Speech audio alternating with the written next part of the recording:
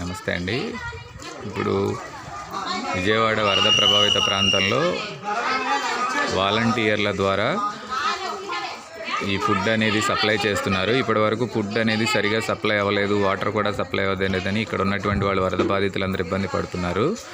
అయితే ఇప్పుడు వాలంటీర్ సిస్టమ్ని మళ్ళీ ఒకసారి ఎంకరేజ్ చేసే క్రమంలో వాలంటీర్స్ని పిలిచి, మీ హౌస్ హోల్డ్స్ ఉన్నారు కాబట్టి వాళ్ళకి మీకు అందరికీ ఐడియా ఉంటుంది, వాళ్ళందరికీ ఫుడ్ అది సప్లై చేయమంటే వాలంటీర్లు ఇంటింటికి వెళ్ళి సప్లై చేస్తున్నారండి. ఒకప్పుడు వీరినే కామెంట్ చేశారు మూటలు మోయడానికి అది ఇదని, ఈరోజు వారినే ఉపయోగిస్తున్నారు. చూడండి, వాలంటీర్స్ ఒక్కొక్కరు పిలిచి మరీ ఫుడ్ అది సప్లై చేస్తున్నారు. వాళ్ళ హౌస్ హోల్డ్స్ ఎవరైతే ఉన్నారో వాళ్ళని పిలిచి వాళ్ళు ఎక్కడున్నా కూడా వెతికి మరీ వేస్తున్నారు, వాళ్ళ మ్యాపింగ్లో ఉన్న వాళ్ళందరికీ కూడా. సో వాలంటీర్ సిస్టమ్ అనేది ఎంత సర్వీస్ చేస్తుందో అది జనాలు గమనించాలి, గుర్తించాలి. గతంలో కూడా వీళ్ళు గోదావరి వరద ప్రభావిత ప్రాంతాల్లో కూడా ఇలానే సర్వీస్ ఇచ్చారు. ఇప్పుడు కూడా అదే సర్వీస్ ఇక్కడ ఇస్తున్నారు. వాలంటీర్స్ ఇంటింటికి తిరిగి ఇవ్వడంతో ప్రజలు కూడా చాలా హ్యాపీగా ఉన్నారు. ఇక్కడ అబ్జర్వ్ చేస్తున్నారు కదా, వాటర్ బాటిల్స్, ఫుడ్ అది కూడా ఒక్కొక్కరిని పిలిచి మరీ వాళ్ళు గుర్తుపెట్టుకుని ఒక్కొక్కరిని వాళ్ళ మ్యాపింగ్లో ఉన్న వారందరినీ కూడా పిలిచి మరీ ఫుడ్ అది సప్లై చేస్తున్నారు.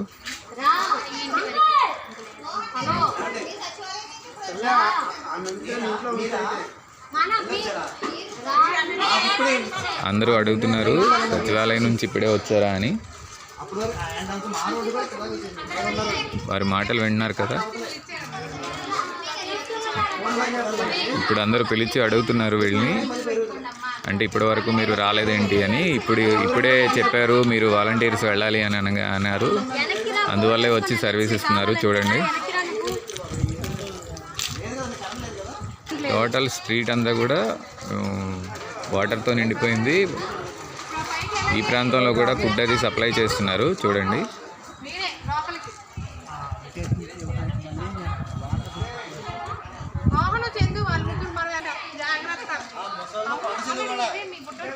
చూస్తున్నారు కదా, మురుగు వాటర్లో కూడా వీళ్ళు ఇళ్ళకి వెళ్ళి మరీ సర్వీస్ అందిస్తున్నారు. పైన ఉన్న వాళ్ళు కిందకి దిగడానికి లేకుండా ఉంది.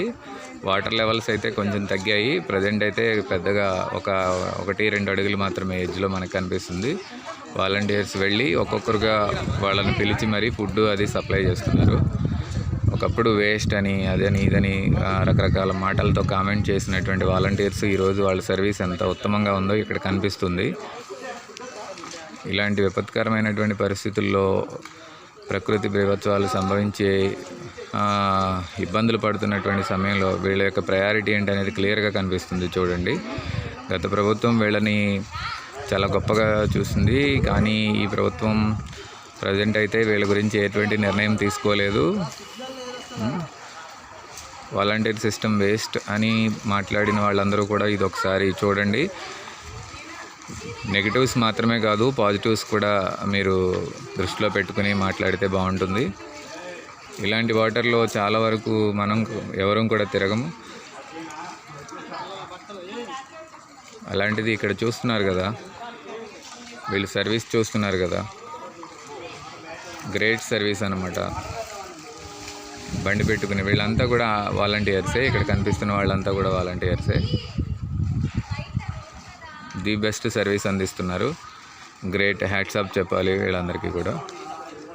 వీళ్ళే కాదు, ఇప్పటి వరకు ఎన్డీఆర్ఎఫ్ సిబ్బంది, పోలీస్ సిబ్బంది, మిగతా ప్రభుత్వ అధికారులు, ప్రభుత్వం కూడా మంచి చర్యలు చేపడుతూ ఉంది. వారు కూడా మంచి సర్వీస్ ఇస్తున్నారు. కాకపోతే ఈ వాలంటీర్ సిస్టమ్ గురించి వీళ్ళు వీధికి తిరిగి ఇలా ఒక్కొక్కరిని పిలిచి మరి అందరికీ సప్లై చేయడం చాలా గొప్పగా అనిపించింది. ప్రజలు కూడా చాలా హ్యాపీగా ఫీల్ అవుతున్నారు. సో మీకు కూడా చేతనైన సహాయం మీరు అందించగలరని మనస్ఫూర్తిగా కోరుకుంటున్నాను. ఇంకా ఎదురుకు వెళ్తే కనిపిస్తుంది కదా, ఇంకా ఫ్రంట్కి వెళ్తే వాటర్ ఇంకా చాలా ఎక్కువగా ఉంది. మీకు కనిపిస్తుంది కదా, ఇంకా ఫ్రంట్కి వెళ్తే వాటర్ చాలా ఎక్కువగా ఉంది. మోకాళ్ళ లోతు కంటే ఇంకా ఎక్కువగా ఉంది. ఆ ఎదర బాగా కనిపిస్తున్నారు కదా, ఆ ప్లేస్లో దగ్గరగా 2 నుంచి 3 అడుగుల ఎత్తు వరకు వాటర్ ఇంకా నిలిచే ఉంది. సో వీళ్ళకి ఒక్కొక్కరికి సప్లై చేస్తున్నారు. చూడండి,